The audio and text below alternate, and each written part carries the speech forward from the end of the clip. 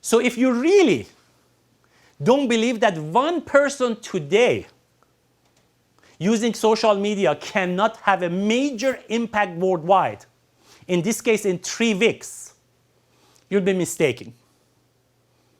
The power is the power of videos, pictures, multimedia objects that can be transmitted worldwide using social media sites, video distribution sites, blogs, microblogs, on websites, squeeze pages, and so on and so forth.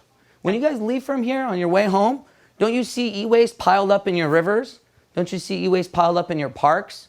Don't you see it on your streets when you're going home? Don't you see little kids burning electronics so that they can get precious metals out of them, right?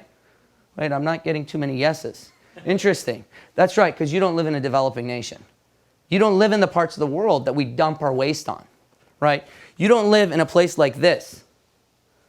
You don't live in a place like this where your old iPhones, your old iPads, your old computers, televisions, monitors, you name it, where your old junk ends up. And finally, one of my inspiring figure interviews was with Tommy Rosen, who's a yoga teacher, but has 20 years of experience helping people recover from addictions of every kind. And this isn't just drugs and alcohol. This is the other addictions that I know I've been a victim of, and I'm sure most people have at some point in their life. It's resentment, negative thinking, procrastination, and self-doubt.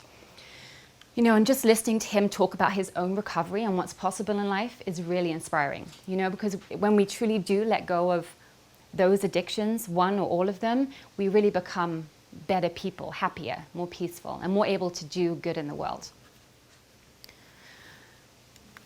Because if you are here listening to me or you are watching on the internet, then you are part of a group of people who are interested and want to make a difference. And the reason I'm here today is to remind you of your power, and not only of your power, but your responsibility. Because it has been said again and again and again, to those who have been given great power comes great responsibility.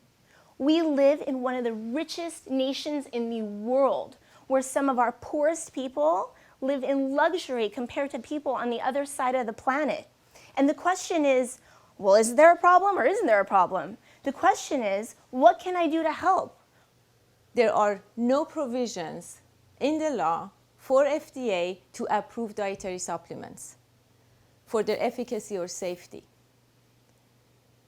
So what does that mean? That means many dietary supplements on the market, and I like to say many, not all of them, are adulterated.